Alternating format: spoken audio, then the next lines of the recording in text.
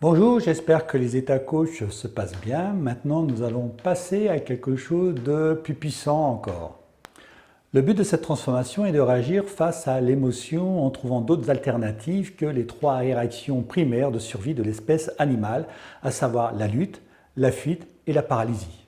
Vous y gagnerez en sérénité et en temps. Vous prendrez plus facilement et plus rapidement les bonnes décisions, bref, vous gagnerez en performance. Le crash, nous avons vu sa définition et les conséquences qu'il entraîne et ses liens avec l'état coach dans la première vidéo. Il est temps de voir comment transformer cet état crash. Voici mon modèle, il vous donnera de bonnes bases. Comme tout modèle, vous pourrez l'améliorer grâce à vos pratiques. Un modèle est une chose vivante, alors faites-le vivre en le faisant évoluer. Téléchargez ce modèle dans la page ressources. État crash contre état coach. Et voyons l'exercice en détail. Il vous faudra tout d'abord prendre conscience qu'on se trouve en état crash soi-même ou voir qu'une autre personne est en état crash. Soyez très attentif à cette deuxième possibilité, car une personne en état crash va aspirer ceux qui l'entourent vers son état de stress. Si ceux-ci ne sont pas conscients, il peut s'agir d'un client, d'un prospect, d'un partenaire, d'un ami. D'où la première règle, être soi-même en état coach, en étant très vigilant sur les signes annonciateurs pour être conscient, présent, en alerte, ouvert. Et même si on est déjà en état coach, lorsqu'on observe un état crash, il est essentiel de catalyser par un ancrage et de le renforcer par un nouvel état coach, sans précipitation, car le crash a tendance à attirer d'autres personnes vers lui. Quand un crash arrive, cela a toujours du sens. Il faudra l'accueillir sans jugement, car une émotion a toujours une intention positive pour vous aider. Utilisez un ancrage tout au long du processus. L'émotion est là pour nous protéger. C'est à nous de découvrir son message d'alerte. Donc, non seulement pas de jugement sur l'émotion, mais au contraire, essayons de comprendre son stimuli et son intention positive. Après, il nous restera à creuser le crash, c'est-à-dire de savoir où sont les points d'ancrage. Observez donc attentivement, y a-t-il une contraction, une réaction soudaine, une paralysie, une fuite en avant, de la haine.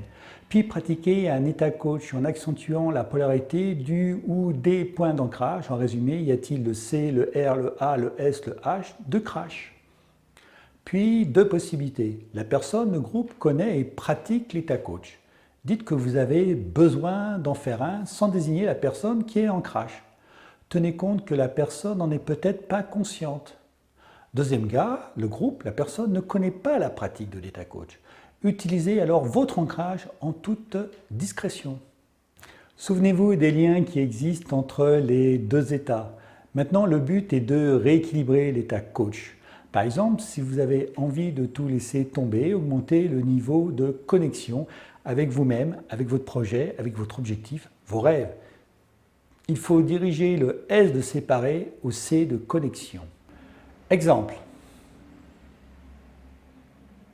Une fois que toutes ces étapes sont accomplies, cherchez et posez l'intention positive, elle existe toujours. Un rappel, un crash n'est pas une menace, mais un message positif à notre attention.